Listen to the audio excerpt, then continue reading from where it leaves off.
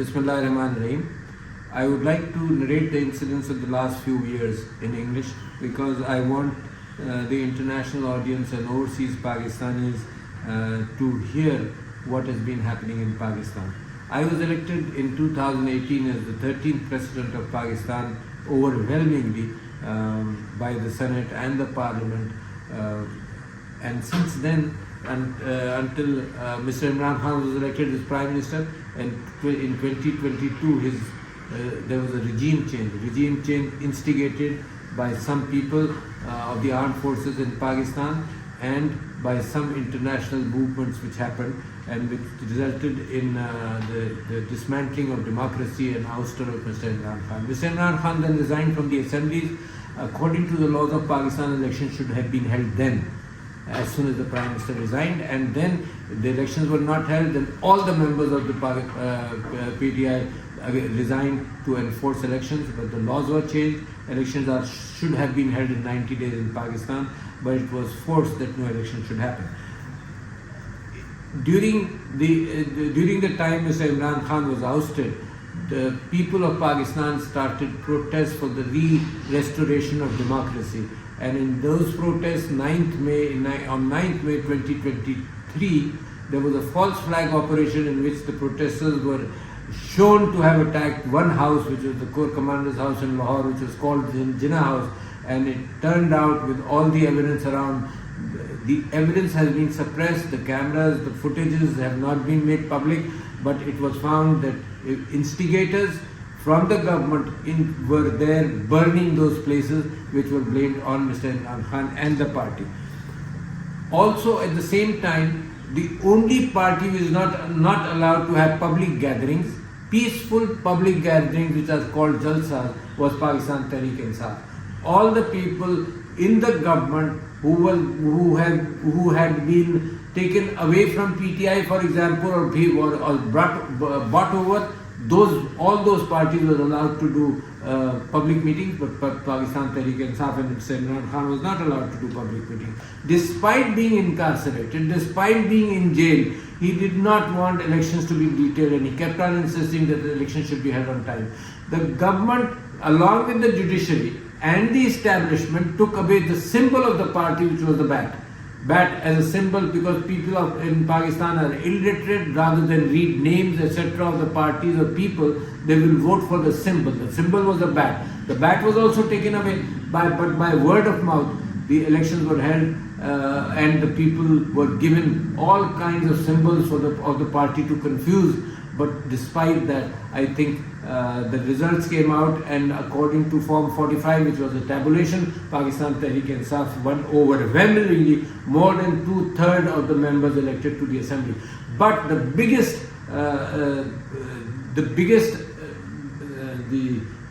falsification happened when the party which got 17 seats only were given 100 seats, and Pakistan Tehreek-e-Insaf, which had about more than 180 seats, were reduced to about 80 or 90 seats. Despite that, the protests, Mr. Imran Khan was arrested, the protests continued, peaceful protests. Not a window was broken, not a shop was looted, not a pot was broken, and in all these peaceful protests throughout the last 1 or 2 years, the police has tear gas, police has bullied, police has beaten up the people, police have destroyed houses, police have gone into houses of the political leaders, dragged the women out, kidnapped them, kidnapped the children, and sent messages to the MNAs to change loyalties and to the leaders not to come out, so that to keep them home. This happened throughout Punjab. This happened throughout in Pakistan. The reason for today to come before you and to express what Pakistan Tehreek-e-Insaf has been doing, and the recent protests in which killings have taken place, this has shocked the country tremendously. In the last 3 or 4 months, the government made amendments in the laws to ensure that the judges who are fair were kept away from the judiciary. They divided the judiciary, they brought an amendment, they changed the laws. They changed laws regarding assembly of peaceful citizens. The constitution has always said that political parties have a right to assemble freely, and the entire social media is banned. The legacy media has been bought over. People are kidnapped. People are kidnapped and coerced into saying things which are untrue. So therefore, very few people look at the legacy media now. So what happened on 25th May? Mr. Imran Khan said protests on 24th May. He said come to Islamabad, peacefully come to Islamabad and protest. And I started from Peshawar. I started the movement from Peshawar. Now the 13th President of Pakistan has about 10 FIRs against him, and let me give you a distant summary of what are FIRs. FIRs are first information reports, which is the police complaint. Police writes down a complaint to be able to arrest and then prosecute people. So the first police complaint was registered in Islamabad. It was against Mr. Imran Khan's wife, Bushra Begum, and against Ali Amin Gandapur, who was the Chief Minister of KP, President Alvi, and 20 persons. They were arrested. They have on this complaint against 20 persons, the police has already arrested more than 400 people. So protesters, and the complaint is protesters came to Islamabad with stones, slingshots, iron rods, and as an afterthought, they write down they came with weapons. And they broke all cameras. This is also necessary to say, because they broke all cameras, so there is no evidence from the cameras. The CCTV footages have been removed. Like in 9th May, when the false flag operation happened in Lahore to arrest Imran Khan and so many others, who are all still behind bars, there is no camera evidence. So they broke all cameras. They are saying the protesters broke all cameras and they attacked the police. In the second complaint against me, which is Kosar Islamabad police station, the same people, Bushra Bibi, Ali Amin Gandapur, myself, in this Salman Akram Raja and 66 other persons, including the Chief Minister of Gilgit-Baltistan, the retired Chief Minister, and this complaint is that the foreign delegation was coming to Islamabad and the protesters used knives. The addition of adding to stones, etc. They used knives and they used empty gas shells. Now, empty gas shells are the tear gas shells which the police fires, and of course the protesters, when they're being fired upon or they're being hit by rubber bullets or they're being fired upon with real bullets, they hit back with whatever they have, and they throw back gas shells, empty gas shells. The third FIR was in Taxila. Imagine myself, I was present in all these areas. I was present in Taxila, which is a city about 120 miles outside of Islamabad, more than 100 miles. I was present there, and here they say the government imposed a section which allows no assembly of people, although the constitution gives us a right. Section 144, no assembly of more than 5 people, and they say they came out because Mr. Imran Khan gave a message and Dr. Arif Alvi also gave a message, and these people attacked the police with sticks and stones. And all these complaints are registered under the Anti-Terrorism Act, which carries severe punishments and which carries no bail at times. And why? Because these laws are very stringent. They were meant for terrorists, and now all the political activists are being punished under these laws. The fourth complaint was registered in Rawalpindi, another city 40 or 50 miles outside, 30 or 40 miles outside of Islamabad, and here too it is against 73 people, including myself and the entire Mr. Imran Khan's family and the office bearers of PTI. The fifth one is in Miawali, again it is a city about 150 miles outside of Islamabad, and my name is there. Now the sixth is in Kosar in Islamabad, the seventh complaint is in Margala in Islamabad, the eighth is in Karachi Company, Islamabad, the ninth is in Tarnol, Islamabad, the 10th is in Apara, Islamabad. Now these 10 FIRs, I got pre-arrest bail from Sindh High Court, but I have to go to all these cities and get my bail confirmed, and the rest of my year is going to be spent there, because every time they call me to the court for a hearing, I have to be there, otherwise they will cancel the bail. So the next year will be totally spent looking after these FIRs and these bails. Imagine the fact that they closed down my clinic And an honest president of Pakistan, when he left the presidency, he decided to work in his own clinic, and they shut down the clinic under flimsy excuses. They have never shut down clinics. There is no law to shut it down like this.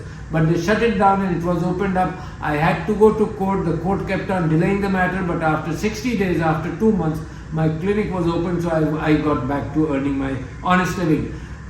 The reason I am presenting these issues in English is because I want the overseas Pakistanis to know, and through them the world to know. Through them, the people who have been involved in helping Pakistan's democracy and helping in human rights throughout the world, I want them to know also.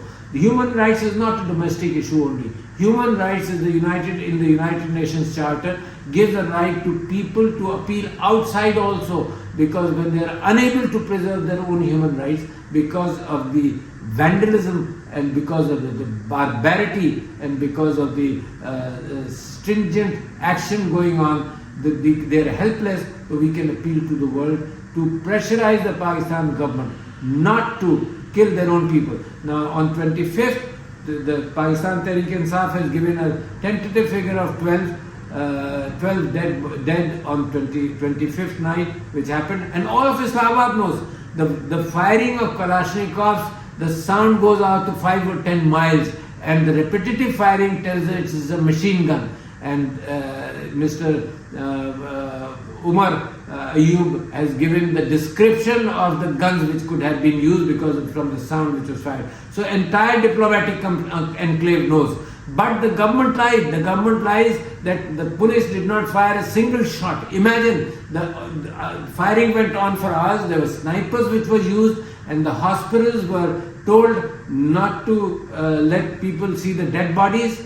The hospitals did not do postmortems, because if they would do the postmortem, they would see the injury and the bullet wound. So the bodies were returned without postmortem, and those who received the bodies were told, were harassed. The way the government has been operating, to get votes, to change votes, to stop our MNAs from going out, they kidnap the children, they kidnap people, they kidnap the women, and they blackmail them. So it's a similar thing happened with those who were the survivors of the killings, and they went to every house and they told them not to tell the public that they were killed. They said, just say it was an accident. So the PTI believes that 200 people are missing as of today. Maybe many of them have been killed, but 12 is the evidence which we have put up.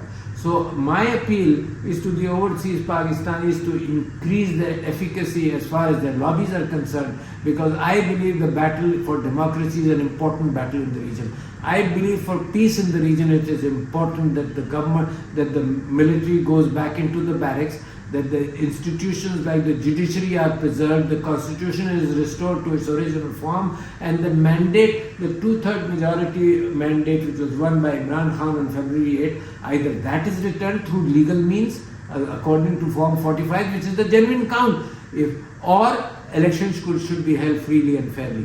Because unless this democracy comes back on its roots, the economy of Pakistan is going to be in tatters. There is no foreign direct investment which is taking place. The Pakistan Stock Exchange is artificially being put to a high. There is increasing poverty in Pakistan. 26 million children are out of school. The health facilities are very poor. So I am appealing to everybody who listens to this talk and to this expression that we are struggling in a peaceful manner. Keep in mind, we are struggling in a peaceful manner. I want to remind again and again that all these protesters have been peaceful. It is a peaceful struggle, and unless this peaceful struggle is recognized throughout the world, we see the people resort to violence. In Pakistan too, in Balochistan and Fatah, people have resorted to violence. We don't want violence at all. We are not going to encourage any violence, but we want the violence of the police and the rangers and the forces should go back into the barracks. The people are sustaining this. We believe in Pakistan, we believe in the democracy in Pakistan, we believe in human rights, we believe in peace in the region, but all these things are at risk if the present establishment continues in this manner. It has the mandate of Mr. Imran Khan's party has to be returned to it. Thank you very much. I believe my appeal to you should make an effect, ultimately, and things have to change within the next weeks and months, not later than that. Thank you very much.